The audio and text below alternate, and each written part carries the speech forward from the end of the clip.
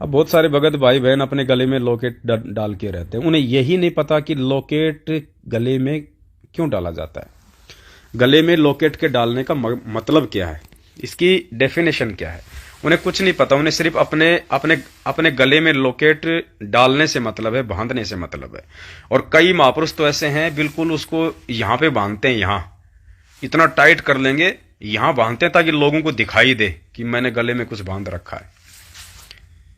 उन्हें यही नहीं पता कि लॉकेट को गले में क्यों बांधा जाता है, इसके बांध क्योंकि बिना किसी रीजन के तो कोई काम होता ही नहीं है। हर चीज के पीछे एक प्रयोजन होता है, एक रहस्य होता है। अब परमात्मा ने लॉकेट की जो वास्तविकता बताई वो क्या है। परमेश्वर का ज्ञान आधार कहता है कि एक भगत के द्वारा नाम दीक्षा लेने के बाद में अपने गुरुदेव भगवान का जो गले में लॉकेट जो पहना जाता है, उस लॉकेट को पहनने का मतलब ये नहीं होता कि हमने वो गले में डाल लिया और बस हम बन गए भगत। नहीं, लॉकेट में हमारे इष्ट यानी हमारे गुरुदेव भगवान की फोटो होती है, उनकी प्रतिमा होती है, उनकी तस्वीर होती है। और जब हम उसको अपने गले में बांध लेते हैं, पहन लेते हैं, और यदि हमें कभी कभार उस परमेश्वर की भूल लग जाती है, तो वो जो गले में जो लॉकेट है, जब हम चलेंगे तो वो हमारे सीने से वो टकराता रहेगा, तो हमें एक याद बनी रहेगी। उस लॉकेट को देख के हमारे अंदर ये जागरूकता रहनी चाहिए, हमारे अंदर ये चेतना रहनी चाहिए कि कोई है मेरे साथ में जो मुझे पल पल देख रहा है, कोई है जो मेरी हर अच्छी बुरी हरकत पे नजर रखे हुए हैं, कोई है जो अंतर्यामी है, जो मुझे पल पल देख रहा है, मैं क्या कर रहा हूं, मैं क्या सोच रहा हूं।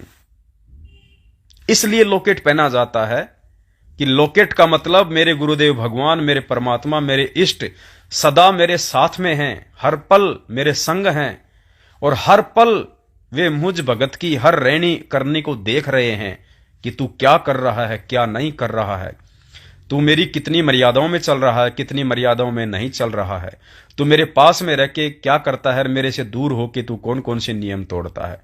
तो हमें हमेशा ये याद रहना चाहिए कि जो मैंने लॉकेट पहन रखा है ये लॉकेट नहीं है। अगर उसको मानो तो ये लॉकेट नहीं है, ये मेरा गुरुदेव भगवान है, मेरा परमात्मा है, जो इस लॉकेट के रूप में सदा मेरे साथ में है, हरदम मेरे पास में है, और पल पल मेरी प्रत्येक रहनी और करनी को देख रहा है।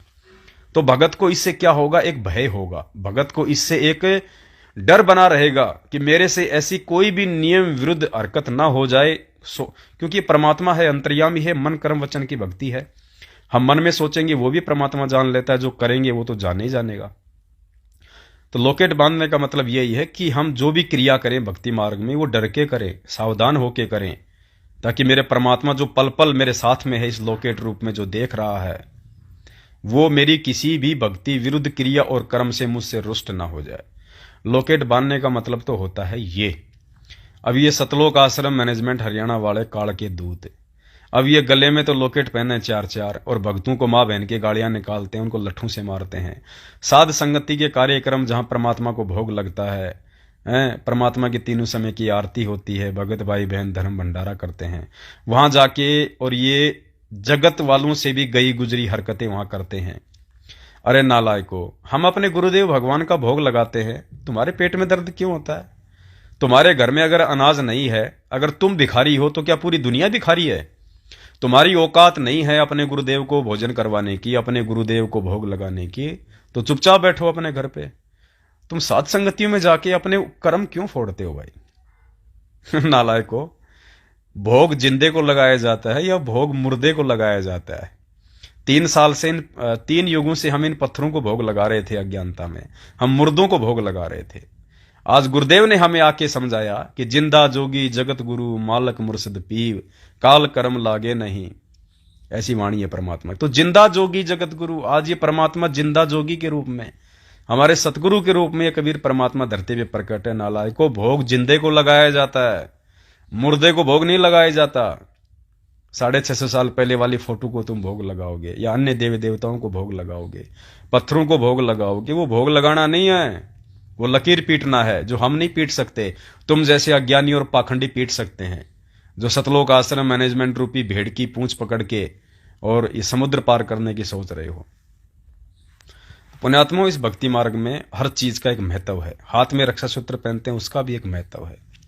गले में लॉकेट बांधते हैं, उसका भी एक महत्व है। लेकिन महत्व उसके लिए है जो उस महत्व को समझे, और जिसको यही नहीं पता कि मैं पहन किस लिए रहा हूं, और सारे कर्म वो उल्टे करता है, दिन में 50 झूठ बोलता है, रोजी रोटी के लिए 20 प्रकार के उल्टे काम करता है, हर प्रकार की मर्यादा तोड़ देता है, जाके नामदान केंद्र पे नाम शुद्ध करवा लेता है। ऐसे भक्ति नहीं बनेगी, ना ऐसे भक्ति चलेगी, ना ऐसे परमात्मा साथ में रहेगा। तो पुण्यात्माओं, दया परम पिता परमेश्वर की आप लोगों को पता ही है। ऐसे तो चाहे हम पूरे शाम तक बात करते रहें, बातों का तो कोई एंड होगा ही नहीं। परमेश्वर ने वो खजाना खोल दिया है। मालिक कहते हैं ना, साहिब ने भेद दिया सब खोल, आपनी सतलोक राजधानी का। तो साहिब धरती पे उतर चुका है। 650 साल पहले परमात्मा ने भेद नहीं खोला था सतलोक का, ये भेद परमात्मा ने आज खोला है। तो वाणी जो भोग की आरती में आती है, साहिब ने भेद दिया सब खोल अपनी सतलोक राजधानी का। तो साहिब शब्द यूज किया गया, साहिब यानी परमात्मा ने भेद खोल दिया। तो भेद किसने खोला? सतगुरु रामपाल जी भगवान ने। तो परमात्मा कौन हुए, साहिब कौन हुए? ये संकेत ही होते हैं वाणियों में, जो हमें समझने के लिए पर्याप्त होते हैं। और खुल के परमात्मा नहीं बताएगा, क्योंकि काल के साथ एग्रीमेंट है। परमात्मा संकेत ही करेगा अपने परमेश्वर होने के विषय में। जो अच्छी आत्मा होंगी, जो पूर्व जन्म के अच्छे हंस होंगे, वो समझ जाएंगे। और जिनको भाई भक्ति की नई नई कलम चढ़ी है, जिनके अंदर इसी जन्म में भक्ति का बीज डला है, वो नहीं समझ पाएंगे इन बातों को। आप ये ना सोचो कि जो गुरुदेव की शरण में आ गया वो बहुत अच्छी आत्मा है। आत्मा तो अच्छी है, इसमें कोई दो राय नहीं है, लेकिन उसके भक्ति संस्कार जो हैं वो मजबूत नहीं है। इस वजह से वो नहीं समझ पाएगा वर्तमान में अपने पूज्य गुरुदेव जी के संकेतों को वही समझेगा जो युगों युगों का भक्ति माल होगा, जिसके पास भक्ति धन होगा।